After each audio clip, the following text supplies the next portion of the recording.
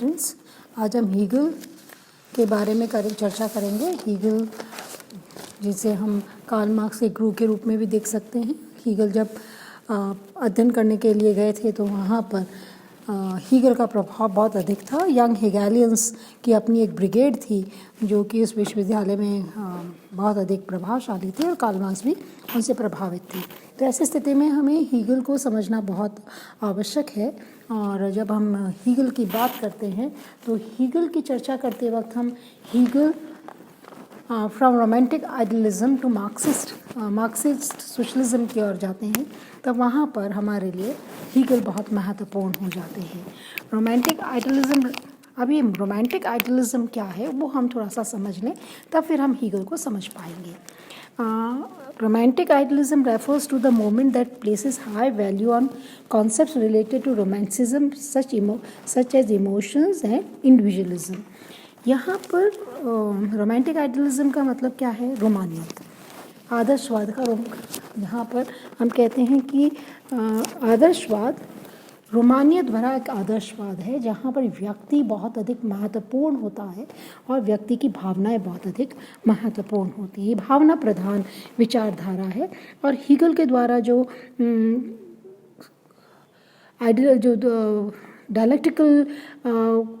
डायलेक्टिलिज्म दिया गया था वो हीगल द्वारा, जो रोमानियत भरा आइडियलिज्म था, उनका रोमांटिक आइडियलिज्म था।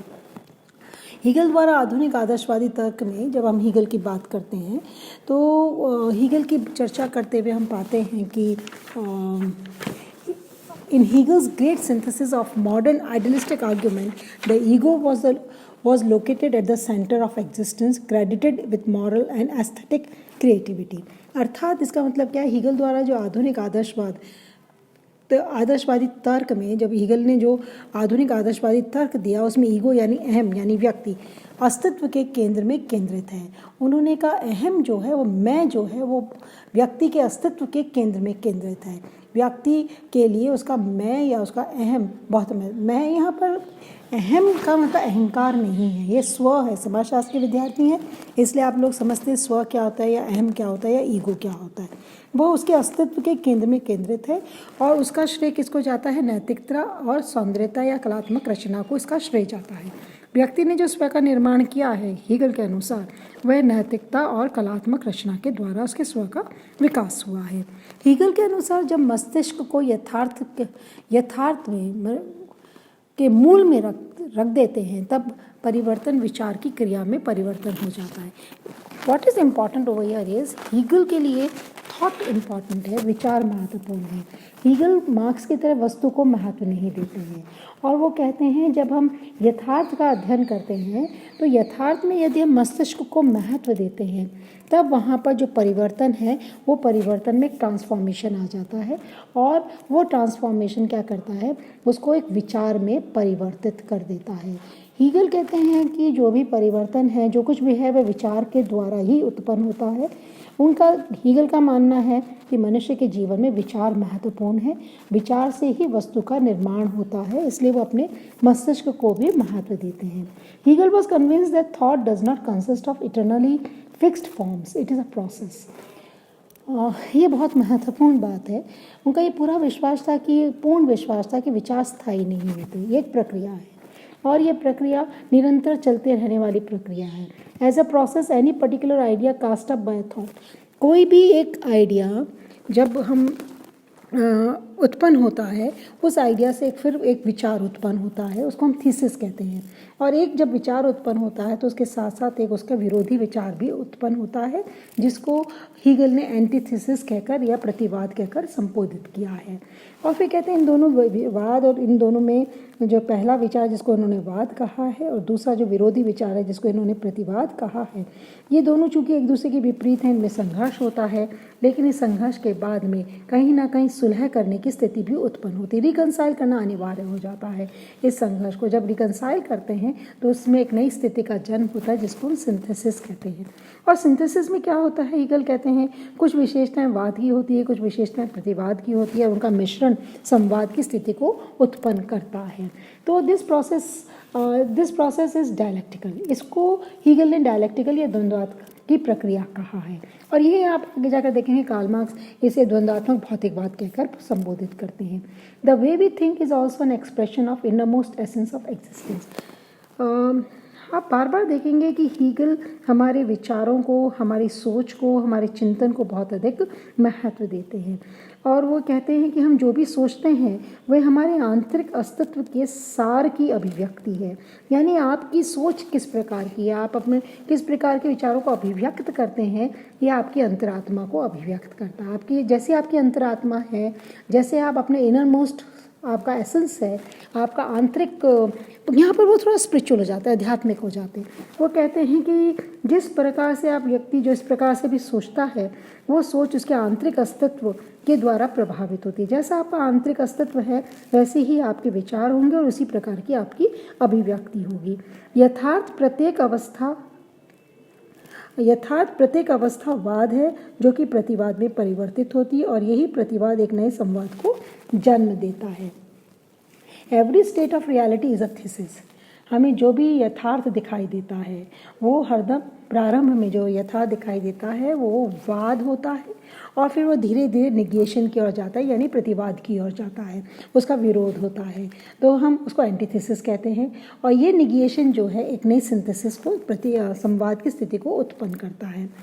Further development of the same process negates the negation. अब यहाँ law of negation of negation भी है, जिसको हमने रिजेक्ट किया है उसको भी पुनः रिजेक्ट किया जाता है। यहाँ पर हम क्या देखते हैं कि हीगल जो है वो ये कहते हैं कि अब विचार एक उच्चतम स्तर पर जाता है। उस उच्चतम स्तर पर किस प्रकार से जाता है, वे कहता है जो भी प्रतिवाद होता है उसको भी रिजेक्ट कर दिया जाता है और यहाँ पर विचार एक हायर यूनिटी की ओर, एक ऐसी एकता की ओर जाता है जहाँ पर कोई किसी प्रकार का कोई प्रतिवाद हमें दिखाई नहीं देता। यहाँ पर ये अपने स्पिरिचुअलिज्म की बात करते हैं कि मनुष्य का विकास इतना, उसके विचारों का इतना उन्नत विकास हो जाता है कि अब उसमें किसी प्रकार का कोई विरोधाभास नहीं रह जाता, ना सोहम की स्थिति आ जाती है। अब यहाँ पर मैं और तुम नहीं है, यहाँ पर केवल मैं है और मैं है और मैं है और मैं में ही समस्त समाहित है। जिस प्रकार हम सोहम की बात कहते हैं, अहम ब्रह्म अस्मि की बात करते हैं, वही हमें हीगल यहाँ पर कहते हुए दिखाई देते हैं। तो हीगल स्पिरिचुअलिज्म की बात कर रहे हैं और स्पिरिचुअल के साथ में वो थॉट की बात कर रहे हैं। This dialectical evolution of concepts represents the self development of existence.